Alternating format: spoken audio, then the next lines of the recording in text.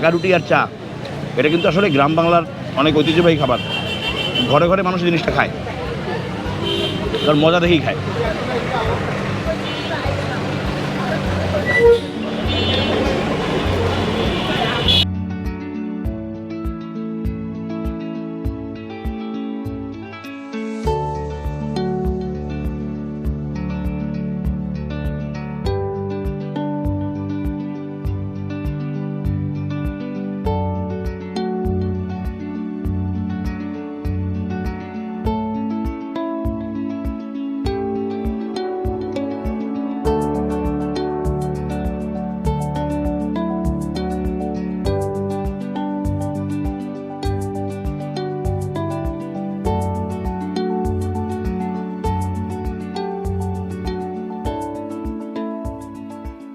হচ্ছে এই যে কয় টাকা দিয়ে আমরা চারজনে চা খাইছি, এই কয় টাকা বাসায় বসে খরচ করলে পরে আমরা যা খাইছি তার সঙ্গে আরও চারজন মিলে খাইতে পারতাম। Number one.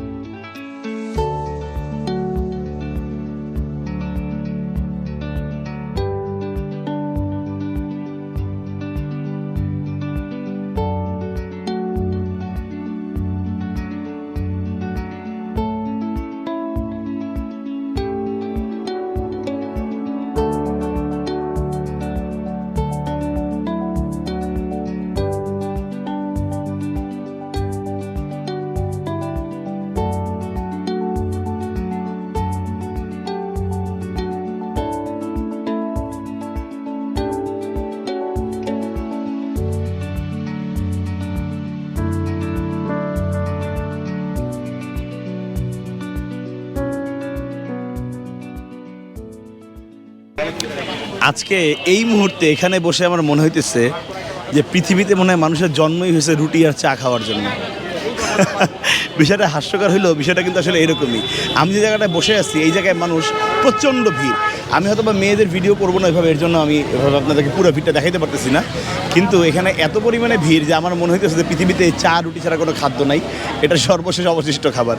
যাই হোক, নিশ্চয়ই মজার কোনো খাবার হবে না, এত ভিড় করে খাওয়ার কোনো মানি নেই। আমরা এই মুহূর্তে আছি লাভ রোডে। লাভ রোডে যে দোকানটার সামনে আমরা দাঁড়ায় আছি, এই দোকানটার নামও মুহূর্ত, আর আমি দাঁড়ায়ও আছি এই মুহূর্তে। যাই হোক, আমরা ওয়েট করতেছি চা আর পোড়া রুটি খাওয়ার।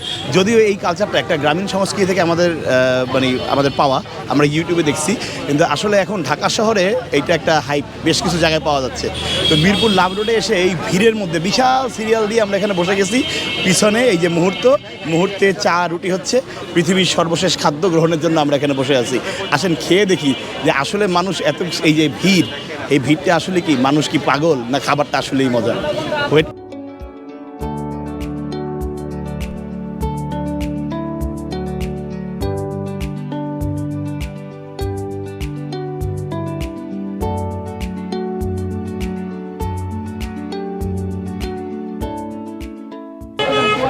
এই যে পৃথিবীর সর্বশেষ খাদ্য, নাহলে এত ভিড় হইতো না। আমার হাতে চলে আসছে। যাই হোক, এই হচ্ছে কি হলো পোড়া রুটি, আর এই হচ্ছে চা। এই হচ্ছে 50 টাকা। এই খাওয়ার জন্য মানুষের এত ভিড়। দেখি বিষয়টা কি, পোড়া রুটির ঘটনা কি একটু দেখি।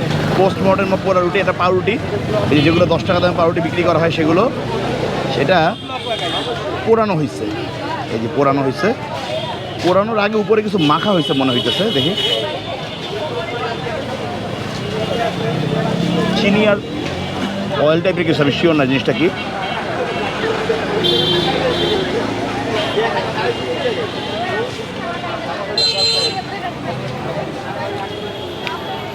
মজা ভাই, ছেঁকা রুটি আর চা এটা কিন্তু আসলে গ্রাম বাংলার অনেক ঐতিহ্যবাহী খাবার।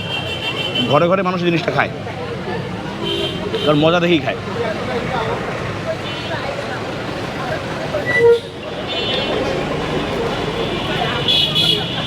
চাটা খালি খাওয়া দরকার।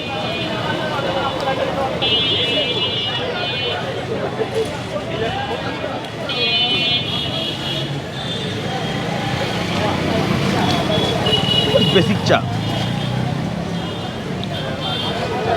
আর এই যে পোড়া রুটির কারণে, পোড়া রুটি ভিজায় খাইতে পরে এই রুটিটার কারণে চা এবং রুটি দুইটার ফ্লেভারই ইনক্রিজ হয়।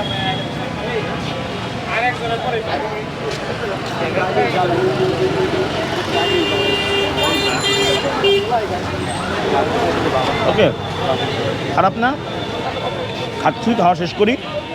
চা খেতে ভালোই, তারপরে কিছু কথাবার্তা আছে যেটা পরে বলতেছি। চা খেয়ে শেষ করে আসি।